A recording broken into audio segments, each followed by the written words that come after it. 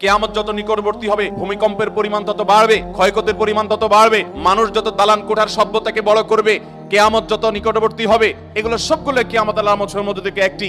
এই ভূমিকম্পের পরিমাণ যত বাড়তে থাকবে, কিয়ামত যত কাছাবে, ঘন ঘন ভূমিকম্প সারা পৃথিবীতে হবে।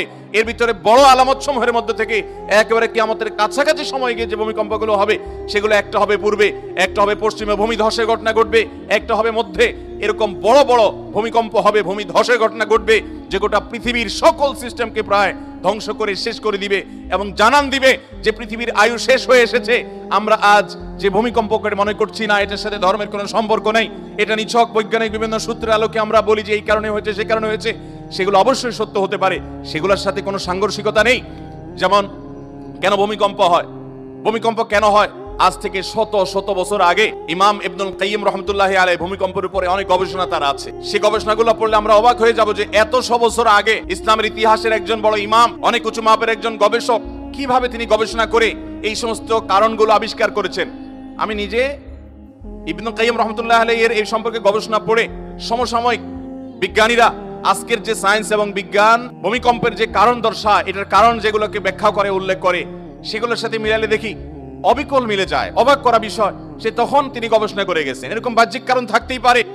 পৃথিবীর ভূপৃষ্ঠের নিচের গ্যাস যখন কমে যায়, সেটা ভূমি ফাটলের মাধ্যমে হোক, আগ্নেয়গিরির মাধ্যমে হোক, প্রস্তর পরে যখন নানান কারণে পৃথিবীর এই নিচে দেশে তলদেশে ফাঁকার সৃষ্টি হয়, সেটার কারণে জমিন দেবে যায়, ভূমিকম্প হয়, এরকম নানান বিষয় বৈজ্ঞানিক গবেষণা উঠে এসেছে। এগুলোর সাথে কোনো দেশে কোনো সংঘর্ষ নেই।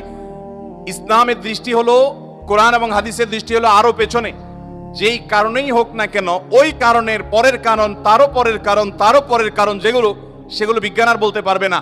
একজন ইমানদার বলতে পারবে আল্লাহর হুকুম হয়েছে, সৃষ্টি জগতের মালিকের ফয়সালা হয়েছে, তাই হয়েছে। অতএব আমরা অনেক কারণ বলতে পারবো।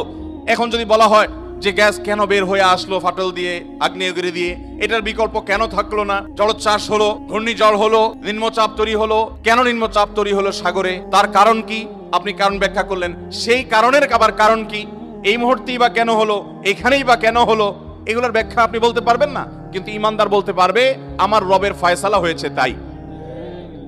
যদি কেউ বলে রবের ফয়সালা কেন হয়েছে, তার আর কেন নাই, কারণ রব তিনি তার সম্পর্কে কোরআনে তার নিজের কথা নিজে বলেছেন যে তিনি যা করেন লা ইউসআলু আম্মা ইয়াফআলু ওয়া হুম ইউসআলুন, তিনি যা করেন কেন করেন এটা জিজ্ঞাসা করার মতো কেউ আর, যেহেতু তিনি একমাত্র সৃষ্টিকর্তা। মোহতারাম হাজরিন, এই সমস্ত ঘটনা থেকে আল্লাহ তাআলা আমাদেরকে শিক্ষা গ্রহণ করার তৌফিক দান করুন। অতএব যারা আমরা এই যে বিভিন্ন রকমের ডিভাইস দিয়ে চন্দ্রগ্রহণ সূর্যগ্রহণ উপভোগ করি, বিভিন্ন